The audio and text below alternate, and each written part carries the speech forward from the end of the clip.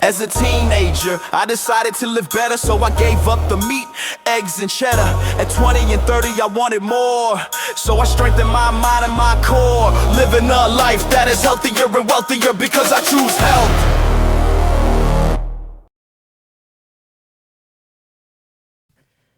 All right, so today's guest is one of those rare comedians who doesn't just make you laugh. He makes you question your entire belief system while you're laughing.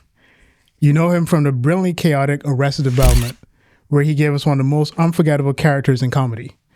And from Mr. Show with Bob and David, which basically redefined what sketch comedy could be. He's a stand-up who somehow manages to be brutally honest, wildly inappropriate, deeply intelligent, and still likable enough that you're not entirely sure if you should be laughing, but you are anyway. He's worked alongside legends like Bob Odenkirk, built a cult following that spans decades, and continues to push boundaries in a world that constantly trying to redraw them. Basically, if comedy had to say what everyone's thinking but is too afraid to say it department, he'd be the CEO. Welcome to the I Choose Out podcast, David Cross. Thank you. Well, your phone said all that. Well, I mean, I said all that, but I just wrote it down. Right. Yeah. But David, I didn't know. Like we worked for a while. I didn't know that you were from Atlanta. Yeah. Yeah. Did I not say that? We not? I guess not. No. Yeah. It's funny. I was saying I wouldn't have pegged you from being from Atlanta. No, nobody does. Yeah. But to be fair, I was born there, and I moved to a different place every year. Some in Florida, some in New York, some in Connecticut, and then moved back when I was 9. So pretty much 1 to 9, I was either in Florida, New York, or Connecticut. Interesting. So I know some people are probably wondering about, our relationship. So I met David back in, I think, March of 2024. And David he came to me as a trainer. We met at the gym I was working at. And funny story, I never told you this. So while I met you that particular day when we were doing the complimentary session, I'm looking at my schedule. Your name is on my schedule. And I'm like, this name sounds familiar, but I'm not sure why. So we're doing the pre-interview, and then I'm saying to you, like, hey, where do you work? And I don't know if you remember your response. I do not. But your response was, I work at night. So I'm like, that's an interesting response. Wait, did you say where or yeah, when? Where? Where? Yeah. Oh. So you were like, I work at night. I'm like, that's an interesting response. I'm like, okay. And then I'm still like, I wonder if I don't know. Yeah. So I'm training you, and I'm like, man, this name sounds so familiar. And then I thought about it. I'm like, let me just, Yeah, it's the guy who works at night. Yeah. So I just Googled it quickly, and I'm like, oh. Right. And here's the funny thing. I've noticed that for certain individuals, especially certain white individuals, that Black people know white comics or white individuals from certain shows. Sure. And white people know, white comics from certain shows. So like for me, I was like, oh, he was a guy in Men in Black. Yeah, I've been able, for almost 25 years, I've been able to, when somebody recognizes me based on ethnicity and age, I can go, oh, I know where they know me from. Yeah. Because here's a hilarious thing. I had a commentary session just before yours. He's saying to me, he's like, oh, I think that's David Cross from Arrested Development. But it's not clicking to me, who he's talking about. And so I'm like, oh, okay. And then it's just like at the end of the session, I was like, oh, I figured it out. But no, it was just hilarious. But, David came, he was looking to get, some change. It's funny. I did you come for change for $1? So that's a reference to. Yeah. They don't know that. Right. So I don't know if you guys are familiar with that sketch, but the change for $1 at Mr. Show, where the guy comes in, Bob Odenkirk's character comes in, he's looking for change, and he wants to get change for a $1 bill, into quarters, and they do this whole call that finally goes up to the White House. You got to. This is a long time ago when you fed the meter with quarters. Yeah. This is going way, way back. Yeah. It's pre-AI. Yeah. Yeah. But, I know initially when you came to me, you wanted to I think you were planning a trip for Machu Picchu, and I think you said you wanted to lose about 10 pounds and just get into pretty good conditioning shape. Yeah. So and then as tour life would have it, I didn't see you until like September. Yeah. Right. but no, it was a great time. This but I should say you were very generous in putting together like a little, in an email, like, oh, when you're at the Doubletree Inn in Lawrence, Kansas, you can do this and this and this, know. Yeah. So I did none of it, but still, not a thing, not one thing. So there, I might have done the chair where you put your hands on the back of the chair and do those kind of things. Oh, the dips. Dips. Yeah. Okay. I might have done some dips. So I want to know, when did you realize that comedy could actually be a career? You mean specifically for me that that it could work? I guess by redefining what career meant, and if it was like, yeah, you can have very little money and 4 roommates, then you can do comedy for a career. Yeah. And then I just kept doing it, and I was very, very. I'm looking back on it, perhaps a little overly romantic, but I laughed a lot, and I was pretty carefree. I had no responsibilities except to feed myself, and so the little money I made in comedy which was all cash under the table. I did that for a decade. And then as I redefined what a career meant, I found I was, able to keep rising. Yeah. Would you say at that time that humor was ever like a coping mechanism for you with anything? Well, I think going back to, as I said, I moved every year as a kid to a brand new place. So I never went to a school where I knew anybody. I never went to a school twice in a row until I was in 6th grade, I want to say. And so I think that probably, going way, way, way back, is, I was always a new kid, always a weird kid. And, probably discovered early that humor is a more efficient way for me to make friends. Yeah. And what were the early stand-up years like, when you were still finding your voice?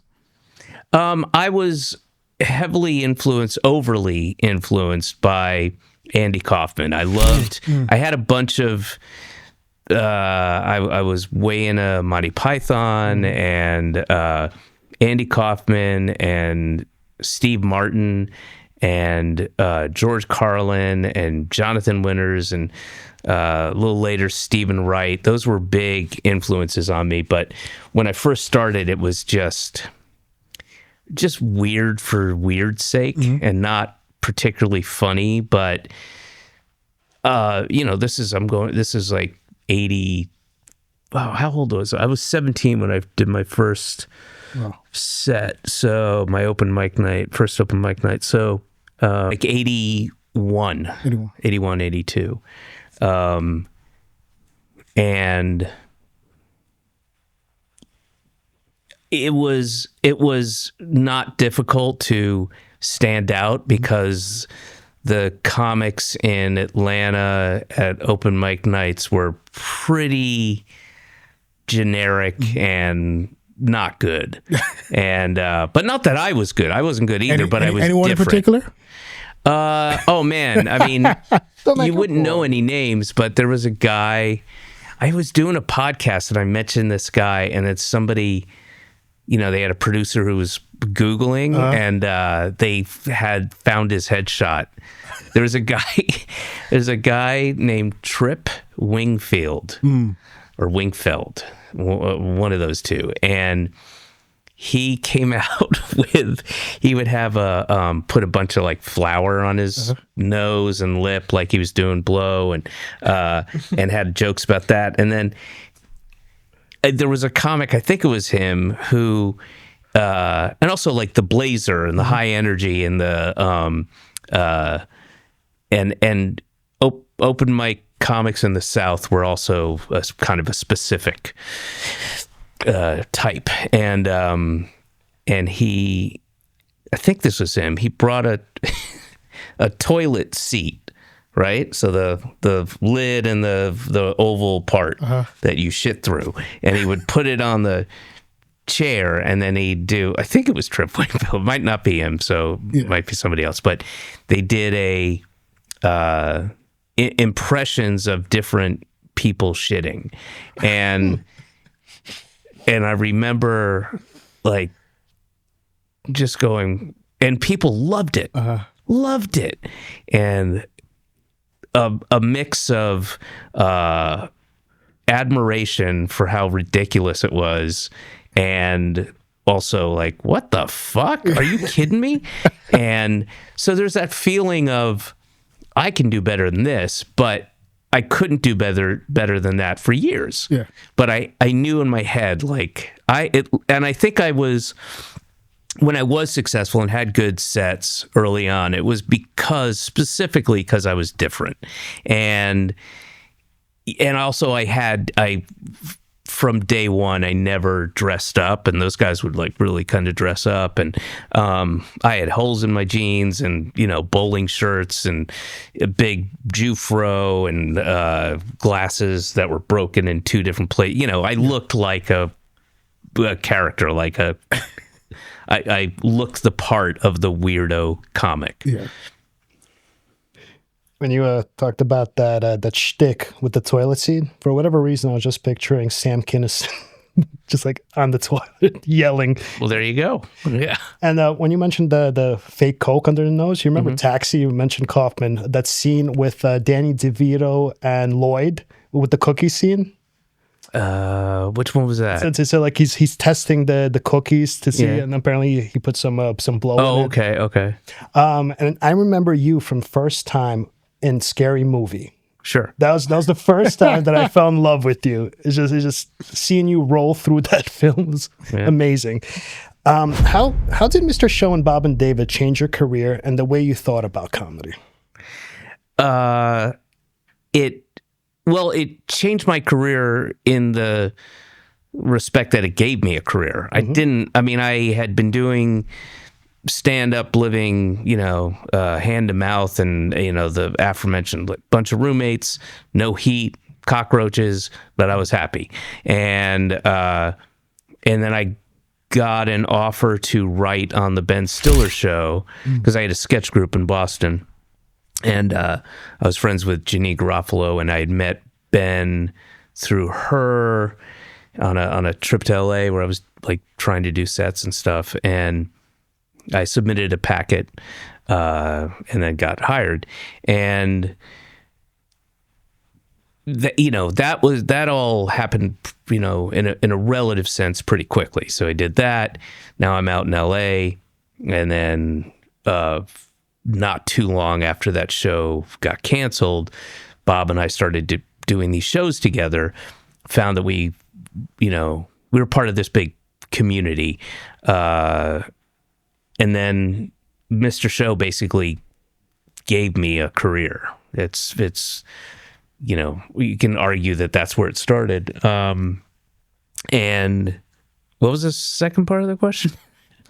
It was your thought about, how did it shift your thoughts about comedy? Did it help to evolve your Welton Shung, your worldview, your style? Well, I don't think it shifted that was my sensibility, and I just got an opportunity to present that. And Bob and I bonded and came together very quickly. We were both huge Python fans, and not like, I wouldn't say anti-SNL fans, but Bob had come from there, and I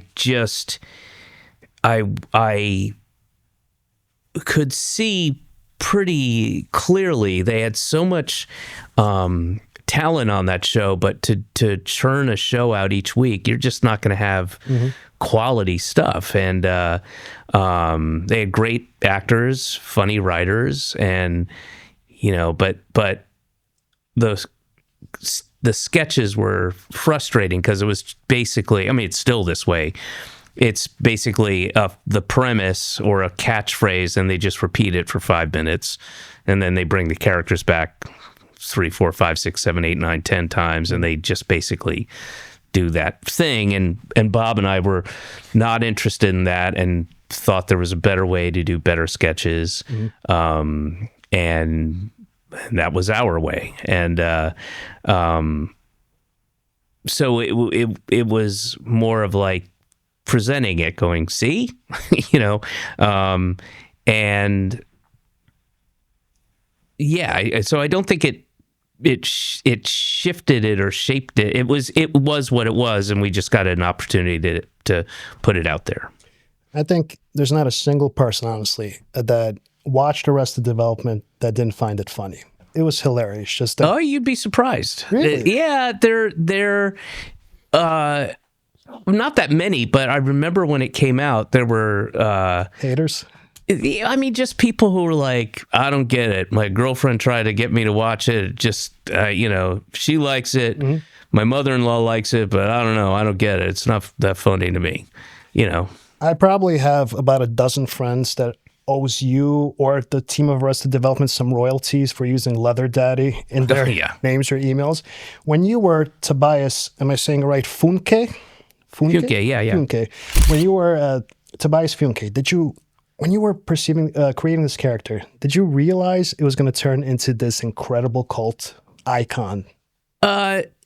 No, but I did know when I was shooting the pilot that it was going to be special. And that's a very rare experience. And I had, after living in LA for 9.5 years, finally was able to move away because I never wanted to be there. I wanted to live in New York. I was able to do that. I was here. I was having a great time. I just started dating this girl that would become serious, and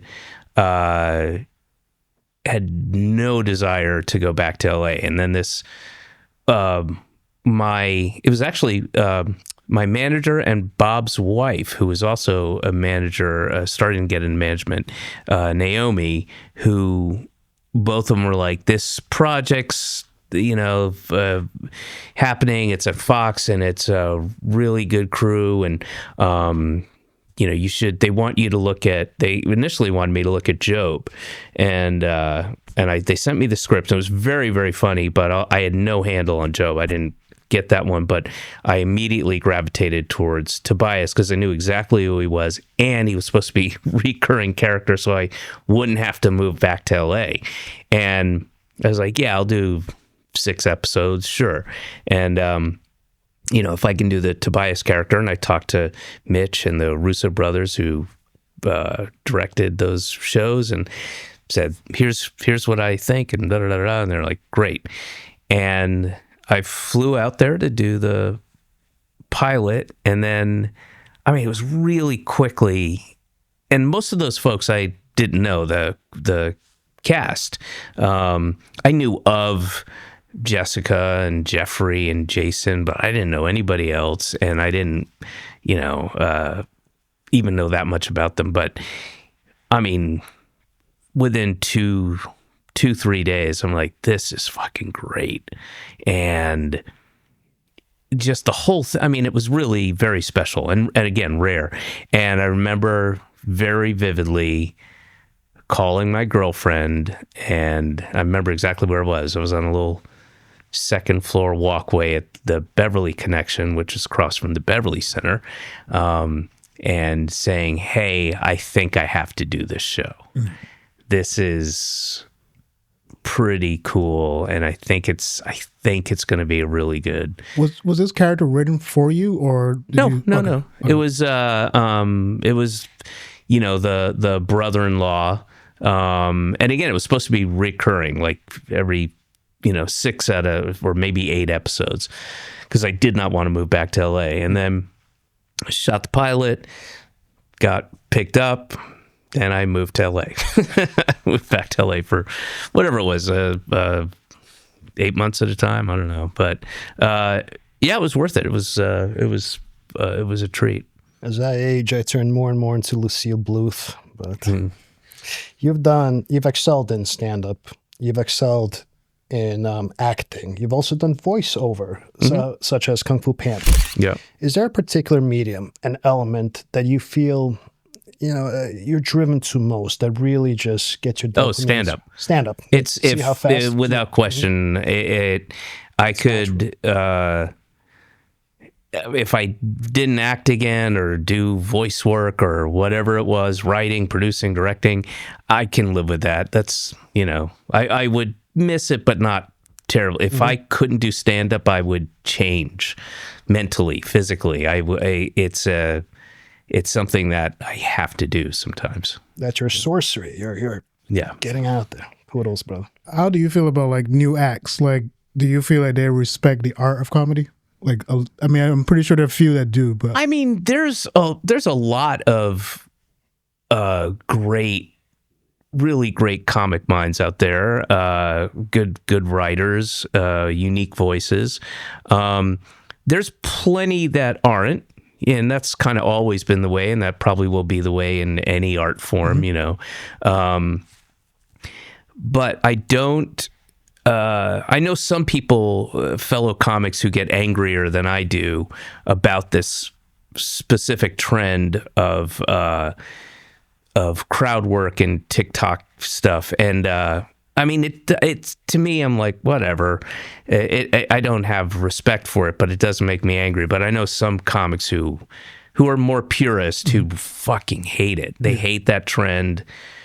It's kind of cheap and easy. And I think also they're probably angrier at the fact that it works, and that, there are a number of comics who are making, 7-8 figures based on, TikTok crowd work stuff, and that bothers them. And, you just... The only thing that's a bit of a bummer is there's a finite amount of space, bandwidth, as it were, on the handful of streamers that there are that do stand up. So a lot of those slots are taken by people who perhaps are not as good or past their due date, as it were. like for a lot of the shows you've done and movies you've done. How much of it that you're relying on writers, or how much of it are you writing yourself? How much of it is improv? Oh, it totally depends. Whenever I'm hired now, I assume it's in part because of improv and ad libs, and occasionally, very rarely, I can count on one hand where people will say, "Stick to the script," and usually, to be respectful, I always give them what's in the script, and then I will fuck around or offer these, what if I do this or that? And 95% of the time, everybody's cool with it. And then occasionally you get somebody who's like, no, don't do that. There's also, like when I did the Post with Steven Spielberg, there was no fucking I just didn't have the balls or the, I was like, and also they shot on film, so you'd rehearse it a bunch and then you'd have one, maybe two takes once they started shooting. And, so there are a handful of things where like, probably best not to. Because the reason I asked that question, because Andre alluded to it, one of my favorite scenes from you was in Scary Movie 2 with Dwight. So Regina Bell's character, when they're talking, you were telling Regina Hall. Yeah, Regina Hall, sorry. Talks about splitting up. And Regina Hall was like, no. She's like, every time. I don't know. I have not seen that movie since it came out fucking 25 years ago, or 30 years ago. I don't know. But But she's like, no. She says every time, we get in this situation, white people say split up, and then, black people split up, and then something happens to the black people in the movie, right? And then he was like, yeah, your character was like, yeah, you're right. He's like, you pointed at the 3 white people, you're like, you, follow me. And they like just left the room. So that was just like, that part just took me out. So I don't know if that I probably didn't improvise because you would have to you'd have to shoot like I don't I'm guessing, but I highly doubt I improvised that because the camera would have to be set up to get the joke and all that stuff. So no, that was amazing. Did you audition for the part of Dwight? No, I met with Keenan, and he was cool. He was and definitely that was something where you can riff. Go ahead, And it was just like a meeting at his office. They were getting ready to do it, and I was like, yeah, sure. Yeah. And he was cool, and Sean and Marlon were cool. I mean, it was an enjoyable experience. It's not really my type of comedy, but I mean, I had a fun time doing it, and those girls were awesome too. Really smart, funny. Oh God, Regina and Anna and the other one. They were all cool. It was fun. It was a fun crew. I'm gonna get controversial for a second, but who's the funniest Wayans brother?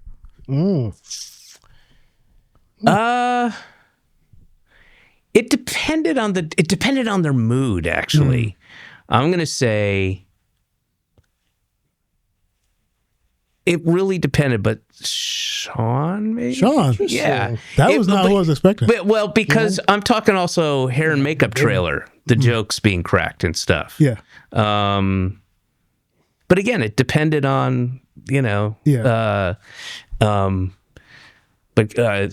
Keenan was telling me some stories about them growing up Jehovah's Witness. Oh, yeah. And just nuts. Yeah. Like there's some, It's interesting, though. I've noticed a lot of entertainers who've come from that background. Like really? Michael Jackson. Right. Prince. Right. So there's a lot of entertainers who've kind of come from that. It's just the thing. I mean, there's a million things that are odd about it, but the not celebrating Birthdays? Christmas or your birthday. Yeah. It's just weird. What a weird God to have. That is a fucked up God who won't let you have celebrate your birthday. Do you know how weird it was for me? So I grew up Seventh-day Adventist. Okay. So people would always confuse Seventh-day Adventists. Pastor, weren't you? Yeah. People would always confuse Seventh-day Adventists and Jehovah's Witness for some reason. And so I was like, aren't you like a part of that weird like Jehovah's Witness? And like I'm like, no. Yeah, no, Seventh-day Adventist is closer to like Southern Baptist, right? Probably closer to, we're Jehovah's Witness is a whole kind of culty-ish thing. It's more it's not a true cult, but it's more Heaven's Gate-ish. It's got weirder, seemingly arbitrary strict rules. Yeah. That aren't necessarily from like, Hasidim have all those weird rules, but they're from this ancient book, and they don't have an ancient book. Yeah. Who started them? H.P. Lovecraft? Like, how did... True story. Jehovah's once came to my house, probably never coming again, when I was hosting a peyote ceremony. And I had 5 people there, and they came and knocked. It was over the second day. I come in a purple Versace robe. They're there, and I don't know what I said. I know they never came back again. Wouldn't even leave me a pamphlet, but yeah. I had a similar experience. They came to my house for 2 hours, realized that they couldn't convince me, and they were like, okay, we'll leave. So that was a long time ago. But just like shifting gears for a second. So, going back to, health and fitness, you've been doing this for decades now. As you do stand up, as you tour, has that shifted your perspective on health or healthy lifestyle in general? Not as much as just getting older. I used to be most of my life. I was one of those kids and then eventually adults who just could drink an excessive amount and take drugs and eat slices at 2 a.m, and I was pretty healthy. I remember the first time I got a full physical was when I turned 40. I did it again when I was 50, and I truly, but really, I can't stress this enough, truly thought, and I did blood work and urine and every type of testing you could get, and I was expecting, like your liver's damaged or something. And the guy's like, yeah, you're a clean bill of health. You're in actually really good health. And I was like, oh, okay. And then when I was 50, did it again. And I was like, well, certainly now. And all I got was your cholesterol level is a little high. It's you don't need to be concerned about it yet, but you need to keep an eye on it. And I was, that's it? Yeah. And he's like, yeah. I was Do you think there are habits like from your childhood that maybe you learned from your parents that you just maintain? Because I've noticed that there's some people who, their parents taught them like, you should eat this and this is the time you should go to bed or drink water. No, I had none of that. I think about, I have a 9-year-old daughter and certainly in a relative sense, she eats very well. I mean, she, for the most part, and I ate crap. I ate, we were really poor, and it wasn't just about that. It was just like also, 3 kids getting three kids off to school and all that stuff. So you're just like, here's the Captain Crunch, and you just you just eat a big bowl of Captain Crunch or whatever and run off to school, and then you're eating school lunches, which are awful. And then Georgia public schools, not great, and just ate shit and drank so much Coca-Cola. Yeah. I mean, that was like water when I was a kid. I drank so much Coca-Cola. What I do appreciate about Georgia is at least you guys have good roads. We have good what? Roads. Like I remember driving to Georgia, and I had a Nissan Rogue at the time, and I remember thinking like something must be wrong with my wheels or my tires. Anyway, drove. What, you were coming from North Carolina? Coming from New York. Drove all the way down to Georgia.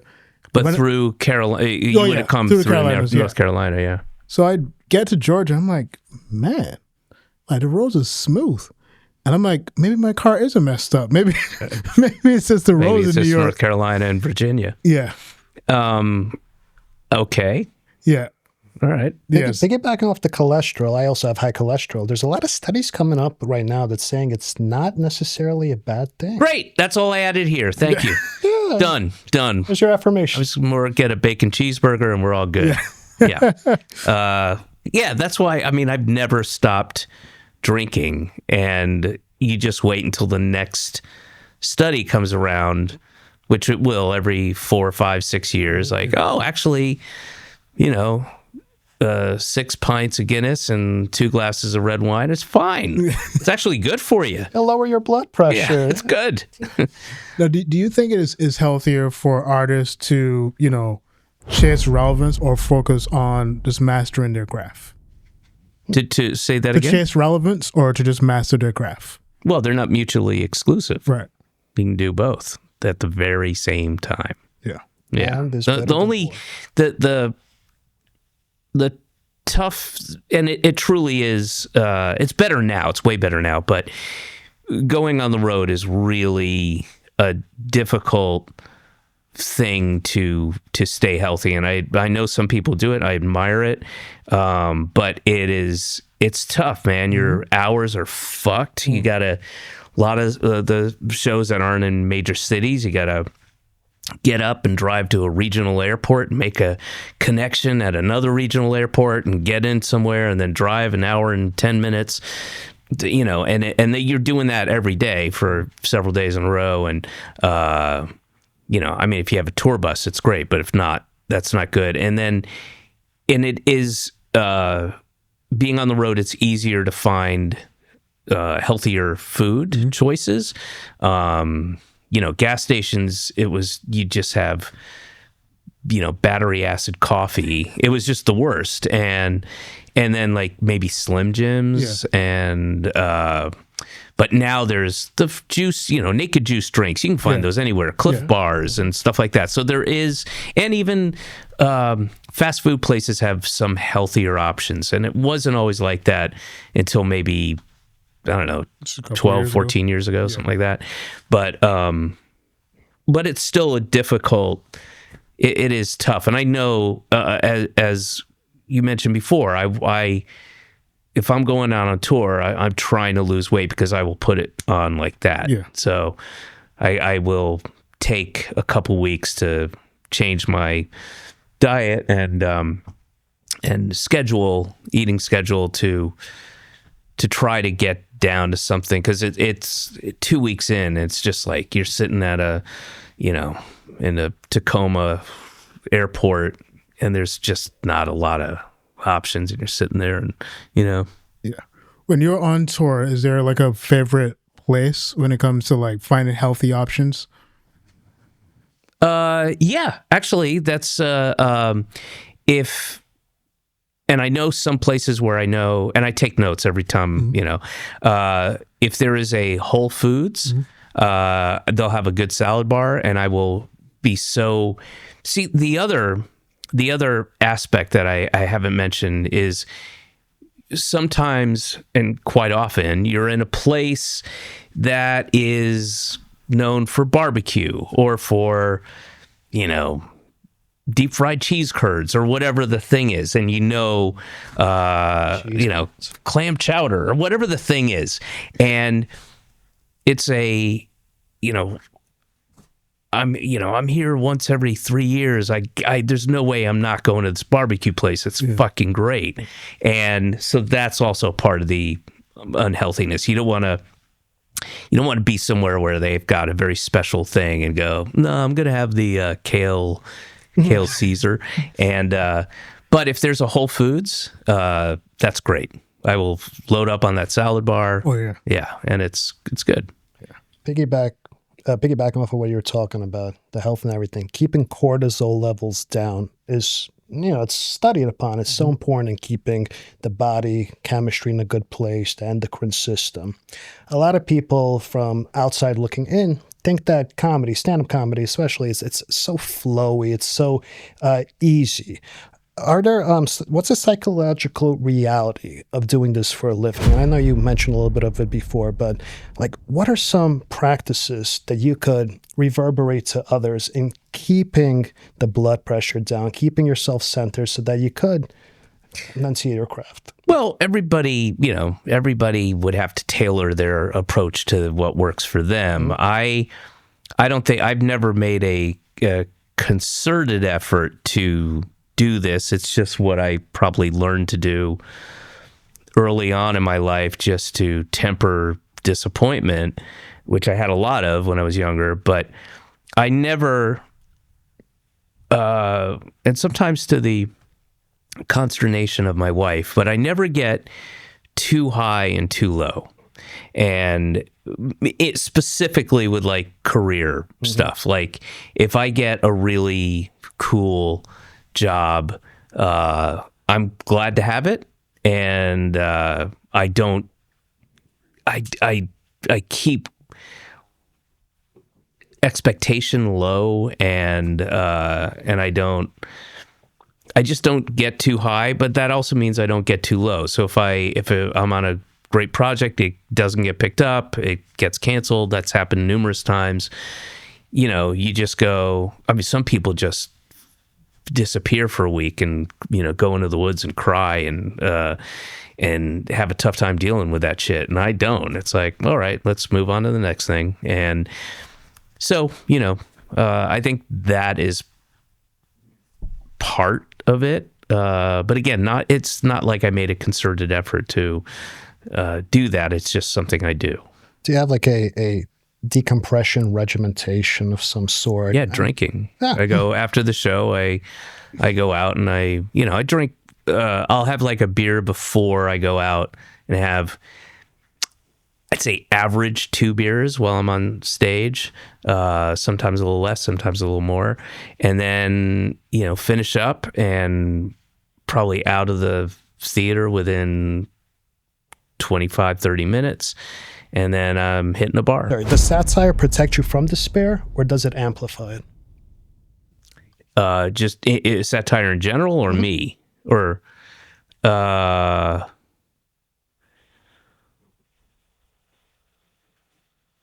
I guess probably protects in the sense that, if I, like right now I'm thinking of Candide, like a very,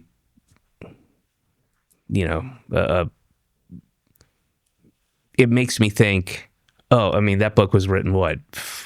Over 400 years ago, about 400 years ago. And, talks about, and it's very funny, and it talks about themes that we're still dealing with today. So if I suppose it makes me think, this isn't unique to us and we'll get through this. In that sense, satire is helpful, I suppose.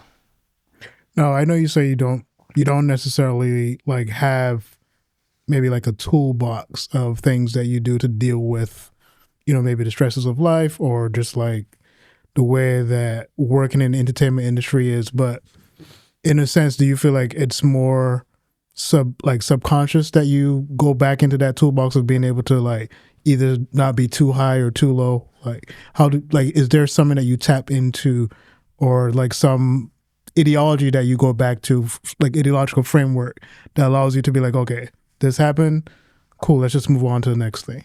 It's just a general approach, I suppose, where I am reminded daily of how lucky I am. I think I'm lucky in the sense that I do have some discernible talents that allow me to be in these positions and then deliver. But I'm also very lucky because I know a number of extremely talented, funny, creative people who just, haven't had the opportunity for whatever reason. And,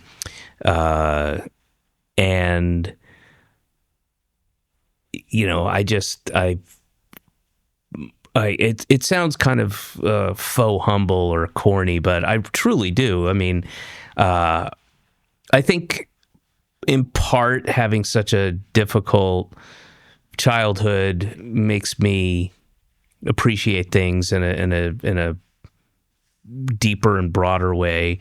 And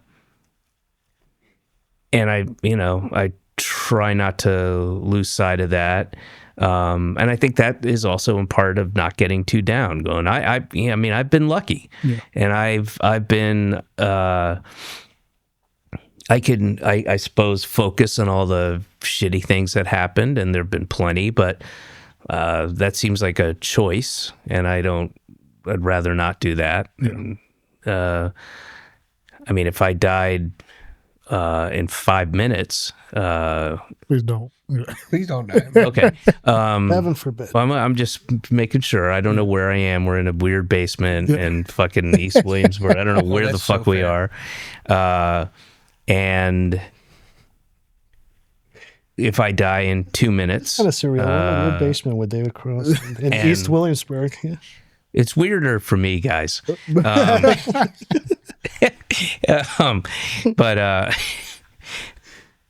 would leave I'd be proud of what I left there, left out there in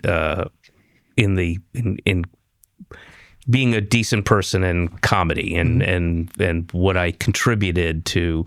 I'd be happy with that. Yeah. You're a mensch, Mr. Cross. Okay. I have some questions about like dark humor, right? And for some people, I think they use it as a way to kind of cope with life. Do you see dark humor as some type of coping mechanism? Maybe not for you, but maybe just for other people. I just think it's the way you're tuned. Yeah.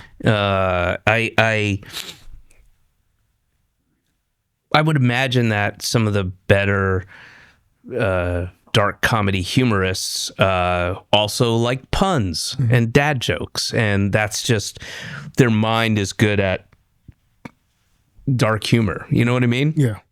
But I mean, I've known a lot of cranky comics who, you know, you're like, why are you so miserable? Yeah. You know?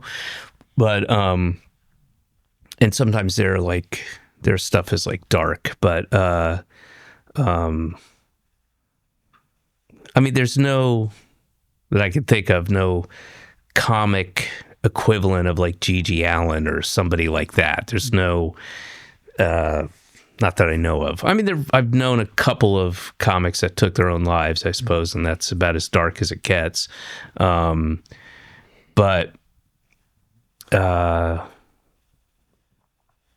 I guess it's just like a way you're tuned in, and it doesn't necessarily mean you're a dark person, but you know. I don't know. I'm wondering, would Bob Saget fall under dark humor? Yeah.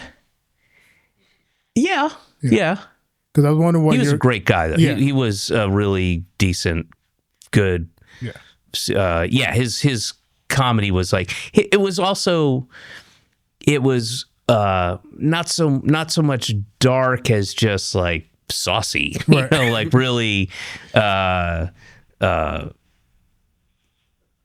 shocking, sexual shocking stuff, you know. Because I think like okay, I'm a kid of the '90s, right? So my first association with Bob Saget is the dad on Full House, right?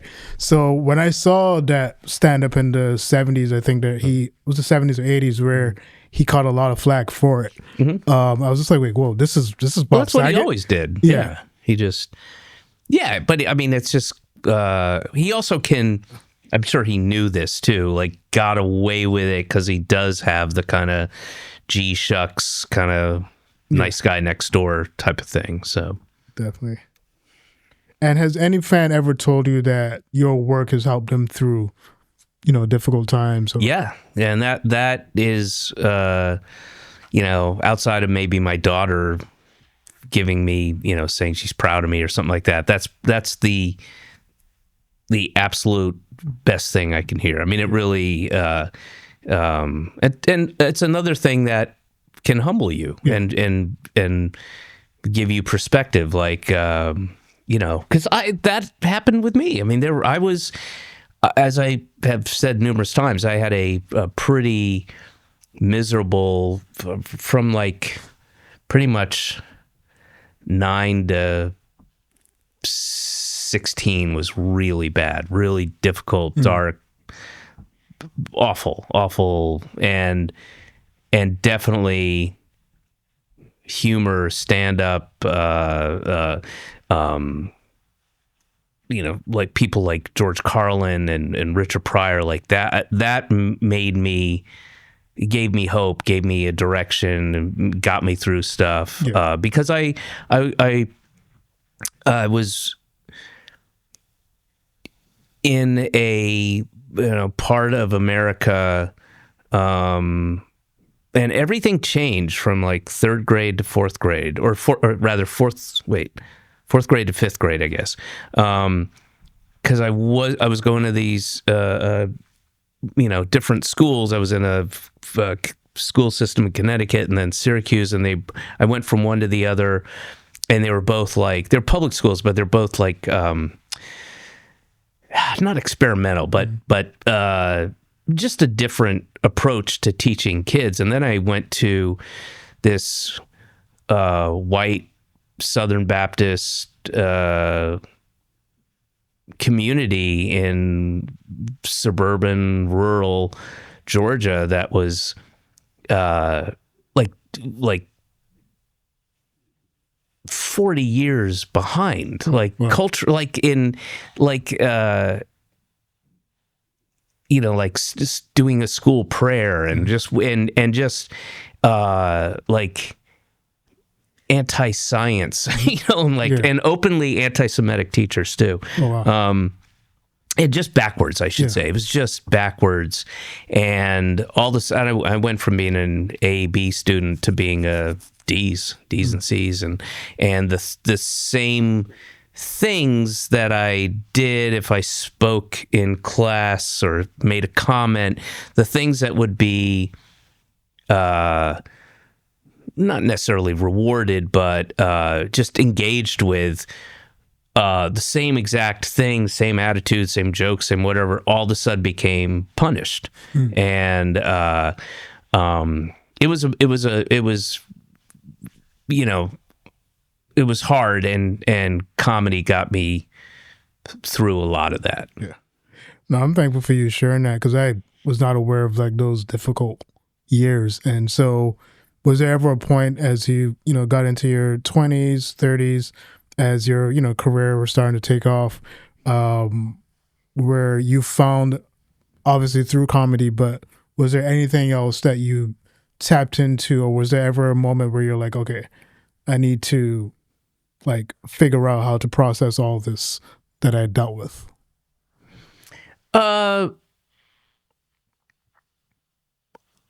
mean, I don't mean to sound cute, but I think comedy is the thing that, I think if I didn't have comedy, then I should probably go to a therapist, and I've been to a therapist before, but I think comedy is that thing that helps you. I've never been shy about talking about any of that stuff, or I'm not ashamed of it or anything. So, and it definitely informs who I am, and so therefore informs my comedy. But yeah. And just like some free questions now. I know you work with Bob on Mr. Show. How do you feel about Bob's career as it's taken off over the years? Because like my first affiliation with Bob was actually on Better Call Saul. And I was just like, man, this is amazing. But then just seeing the other things he's done as well. So how do you feel about his success, and how's your relationship with Bob now? It's great. I just had lunch with him a couple days ago. No, Bob and I are very, very close, and we've got some projects. The aforementioned hike of Machu Picchu was with Bob. That was sweet. Bob and I. Yeah. No, we're very close, and I am going to have to wrap it up. How's that for an instinct? Yeah. That I was like, I bet it's been about an hour. Yeah. Good. That's pretty good. All right, man. Well, David, thank you so much for being here with us. And I know you have your new special coming out April 7th. Yep. Yeah. The end of the beginning of the end. What does that mean? That's for you to decide. I know what it means to me. But I think it's the end of the beginning of the end. And so the beginning of the end has ended. So now you're on to the middle of the beginning of the end. That's one way to look at it. Yeah. Got it. That hasn't helped me at all. What was your role in this today? That's a good question. I actually did have one question for you. If we have a second. Now, yeah. But what is? Typically, I'm behind the cameras, running everything. But we wanted to level up for you today. And so we got this really cool place, and Steph said, "Why don't you sit in front of the camera?" But earlier, when I think it was Andre asked you, what medium draws you, and you instantly said stand-up. And I was just wondering if there's like one or two things about stand-up that really draws you to it compared to other mediums. It's and all those other things are fun and satisfying, but stand-up is just me. I don't have to rely on anybody else. I don't have to try to get funding or finishing costs or anything, and I don't have to. There's no notes, and it's immediate. I go talk to people who are literally right there. Yeah. And that is fun for me. Sure. Yeah. I can't remember who it was, but somebody said regarding stand-up, it's like, you're not paying me to do this because I love this. You're paying me for the last 23 hours to get here to do this. Sure. You know, but the actual doing a set on stage is just, and it's always different. Like, you know, when you do a film or TV, you shoot the scene, you shoot it a couple ways, you move on, you don't think about it again until you have to go do ADR, and you're like, oh yeah, I remember shooting that. That was a year ago. We were out in that field, whatever. And stand-up is just immediate. It's all happening there. The show that you see, that one sees, is, you know, at least specifically with me, you know, it may not be wildly different from night to night, but it's never the same. Sure, it's never the same exact show. And I love it. Yeah. I don't know. There are extraterrestrials 1,000 light years away listening to your stand-up right now. And they speak English? Probably understand. And they understand the vernacular of 21st century, early 21st century American English? If they studied their history, they sure do. If they studied their history? How would studying history help them know Earth history? Where are they getting the Earth history from? Listen, I don't know if there's extraterrestrials, but there probably is. I mean, if you think about it, there's more confirmed planets here we go. in the entire galaxy than grains of sand in the Sahara. I'm going to stop. But no, the aliens are Men in Black. I think they'll help us out. There you go. But no, David, this was great, man. Thank you so and much. I didn't know. I realized that your birthday is coming up within a couple of weeks, which is like April 4th, and which is actually a week before my brother's birthday, which is funny. That's why I changed it to the 4th. So, you know, I wanted to get you a little gift. Thank you. Andres set me up in a I gave him a nice bottle of whiskey from 60 years ago. What do we got? I'm going to present this hoodie to you. So, right here. This is healthy. You look at it, it says, "I choose health." It's you and Kaufman, Richard Pryor. Awesome. Look at that. Yeah. Wow. Oh, these are all guys I mentioned too as being very influential. Yeah. Clutch, Mr. Lassie. So I wanted to give that to you. That's nice. So. That is sweet. And I certainly don't have anything remotely like this. Yeah. And as you mentioned when we were outside coming up, and you're like, same hoodie you had? Yeah. Because I have the same clothes.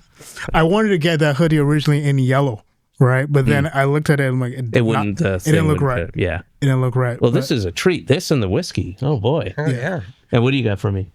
I got a nice handshake. I'm the poorest out of the three of us, so I can't afford nothing. But David, man, this is great. And this has been the I Choose Health podcast. I really appreciate this.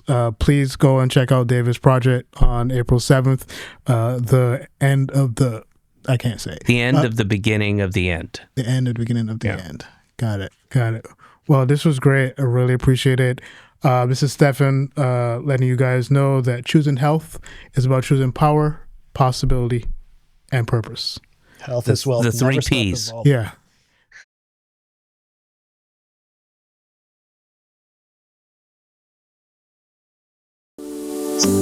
Want unfiltered choices. Schedule fun. Literally put it on your calendar. Not when you feel like it. Not if you have time. Actually schedule it. Block 15 minutes, a walk, music, call a friend, anything that feels good. Why? Because your brain doesn't prioritize fun by default. When it's scheduled, it becomes real. Research from Peter Goldser shows that planned actions are far more likely to happen. Studies by Sonny Lubomirsky shows that intentionally planned, enjoyable activities increase happiness and reduce stress. So, don't wait for joy, schedule it. Open your calendar, block the time, protect it.